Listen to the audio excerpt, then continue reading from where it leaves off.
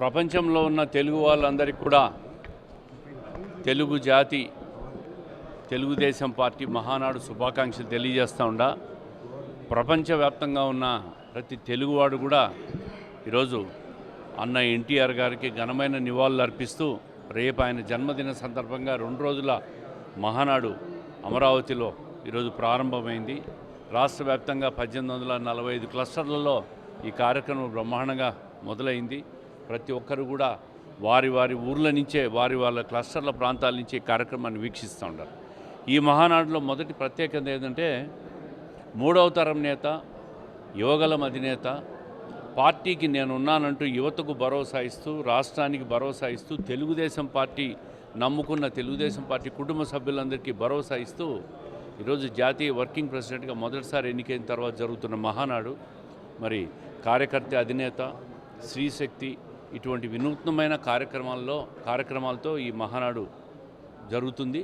రాబోయే 3 సంవత్సరాలకు రాష్ట్రంలో సంక్షేమ అభివృద్ధితో పాటు రాష్ట్రాన్ని అన్ని రకాలుగా కూడా పెట్టుబడుల అంశం కావచ్చు, అన్ని రకాలుగా ముందుకు తీసుకుపోయేదానికి ఇదొక మామూలు మహానాడు కాదు, ఇది ఒక రోడ్ మ్యాప్. రాబోయే 3 సంవత్సరాలకి ఇది ఒక రోడ్ మ్యాప్. అభివృద్ధిలో తెలుగుదేశం పార్టీ అధికారంలో ఉన్న ప్రతిపక్షంలో ఉన్న నిరంతరం ప్రజల కోసం పనిచేసే పార్టీ అని, ప్రజల కోసం, రాష్ట్రం కోసం, తెలుగు జాతి కోసం పనిచేస్తున్నామని చెప్పేదానికే ఈ మహానాడులో ముఖ్య ఉద్దేశం. అదేవిధంగా 3 సంవత్సరాలకు జరగబోయే కార్యక్రమాలకు ఒక రోడ్ మ్యాప్ లాంటిది. ఈరోజు అనంతపురం అర్బన్ నియోజకవర్గంలో దాదాపు 12 క్లస్టర్లో 44వ మహానాడు పండుగ జరుగుతూ ఉంది. గౌరవ ముఖ్యమంత్రి గారి ఆదేశాల మేరకు ఇంధన పొదుపులో భాగంగా ఈరోజు వర్చువల్ విధానంలో ఈరోజు మహానాడు కార్యక్రమం జరుపుకుంటున్నాం.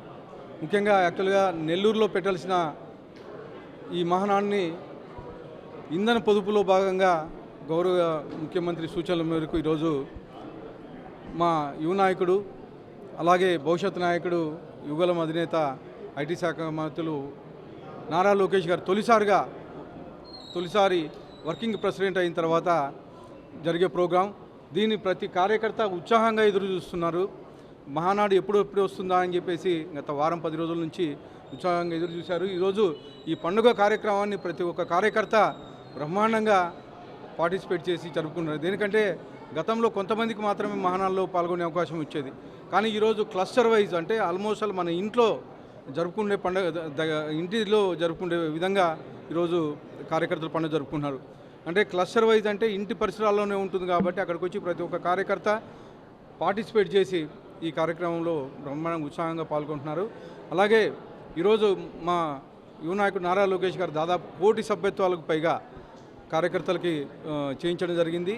అలాగే 1 కోటి సభ్యత్వాలతో పాటు కేవలం 100 రూపాయలు కడితేనే 5 లక్షల రూపాయలు ప్రమాద బీమా కానీ కార్యకర్తలకి అందించడం జరుగుతుంది. ఇవే కాకుండా వచ్చే 3 సంవత్సరాల్లో ఈరోజు దిశా నిర్దేశం చేసే విధంగా ఉంటుందని చెప్పేసి తెలియజేస్తాను.